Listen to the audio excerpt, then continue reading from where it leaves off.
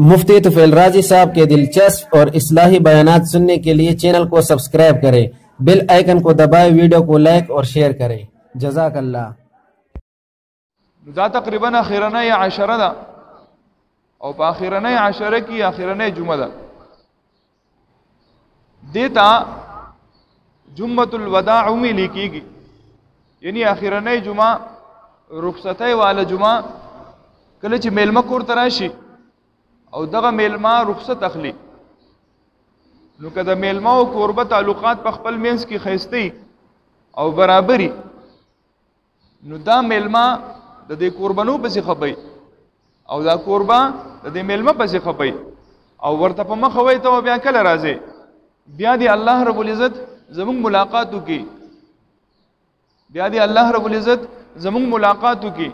وس د رمضان مبارک میاش د مسلمانانو سره میلمنه ده او داسې عجیبه میلمنه ده چې یو نیم میلمه داسې هغه شومي او یو نیم میلمه داسې دا سخاوت والی.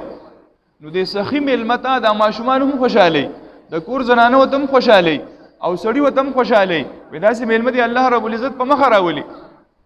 او چې دا شوم پړق میلمه راشي او په جبې لاس خو دي ماشومان چغوي جاړي چې هر موږ پیسې یو شی بل شی میوه او د په جب ما لاس خو دي او په خرچه نه کوي. یو خلک وایي چې مړه دا څنګه میلمه دی. نو دا دومره سخاوت والا میلمه دی رمضان المبارک. چې کله رمضان مبارک میاشت رااله نو د رمضان مبارک برکات ظاهر شو، دومره ظاهر شو چې هر درستخان ډک شو کنه بھائی، هر درستخان ډک شو. ابو ځل ته ماته یو ملګری وي و یاره وای په درستخان باندې ناسو ما و خپل وړو ته مې چې شکر د الله ادا کړي. شپږ قسم سالن به ګبرو، شپږ قسم سالن. بعض دا وایي چې مونږ ته 11 قسم سالن پروت. دا الله رب العزت د رمضان مبارک دومره بهترین میلمه راغلی دی چې ځان سره خپل برکات راوړي دي. سحری ځان له ښایسته دی او افطاری ځان له ښایسته دی، روزه ماتې بیل ښایسته دی او پېشمنې بیل ښایسته دی. دا د روزې برکات ځان سره راوړي دي. عام حالاتو کې تاسو وایئ نه مسجدونه خالی، جمعات ته څوک نه راځي، او په دې حالاتو کې موږ منځله راشو زموږ پکې ځای نه وي، شاته سب کې ولاړ یو چې په وخت رالی ځان له د زیو منو جو ټیک ده او که نه نو بیا به شاته ودرېږي یا به دویم چت ته خېږي. د رمضان مبارک برکات دي ځان سره برکات راوړي. سخي ده دا میاشت، دومره برکات یې راوړي دي چې په عام حالاتو کې د شوګر بیمار هر 15 منټه 10 منټه بعد وبس کی الله رب العزت په دې روزه کې په دې رمضان مبارک کې داسې صبر ورکړي، سحر شي او ماقام شي او د اوبو حاجت بدنه. او دا خبره ته ځکه کومه چې زه په خپل شوګر بیمار یم، زه په خپل شوګر بیمار یم. په عام حالاتو کې مونږ هر 10 منټ بعد خامخا وبس کو او چې ونس کو تکلیف راته. لیکن د رمضان مبارک داسې بهترین میاشت راغلی ده چې بیمارانو ته پکې الله رب العزت شفا ورکړي.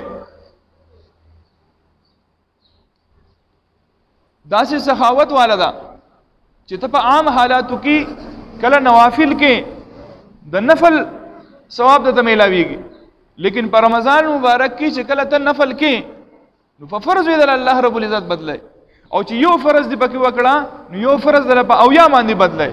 وس داسې سخی میلمه زمونږ د کور روان دی، یقینا چې زړه خو به خفي کړه، یقینا چې زړه خو به درد کوي. نو دا هغه جمعة الوداع ده، آخری الوداع ده. ہم مسافر تم مسافر اے مسافر الوداع، زندگی میں پھر ملیں گے جب کبھی موقع ملا. رمضان مبارک زمونږ د زندګۍ نه روان دی، اوس پته نه لګي چې آینده رمضان زما په زندګۍ کې راځي او که نه راځي. دا خبره اوس د شک ده، دا خبره یقیني ده چې زه په رمضان مبارک کې اوس موجود یم، زما ته موقع شته، چانس شته، خو آینده په رمضان مبارک زما په زندګۍ کې راشي که نه، دا خبره مشکوکه ده.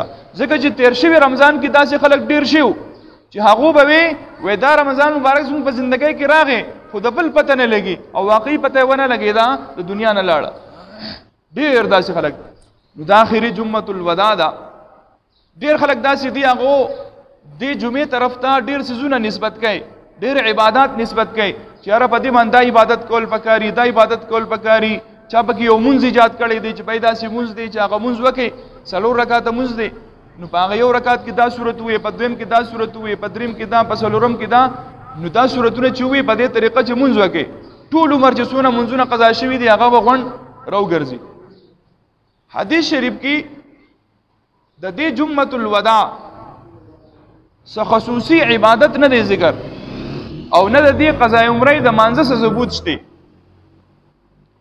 ها جمعه په خپل باندې برکت ده او د رمضان مبارک جمعه ده یقینا ډیر زیات برکت دی لیکن خصوصي څه عمل منقول نه دی نبی علیہ الصلوۃ والسلام په ژوندۍ کې راغلي دي دا جمعه لیکن نبی علیہ الصلوۃ والسلام د دې مبارک کې څه خصوصي ارشاد نه دی فرمایلی صحابو د دې مبارک کې څه خصوصي ارشاد نه دی فرمایلی نه دا څه عمل کړي لہذا که څوک دا سي چې د جمعې خاص اعمال ټاکي چې هر اخرنۍ جمعه ده جمعة الوداع ده دغه لپاره دا عمل دا عمل دی نو دا ځان نه وای په حدیثو کې سنتو کې د دې ثبوت نشته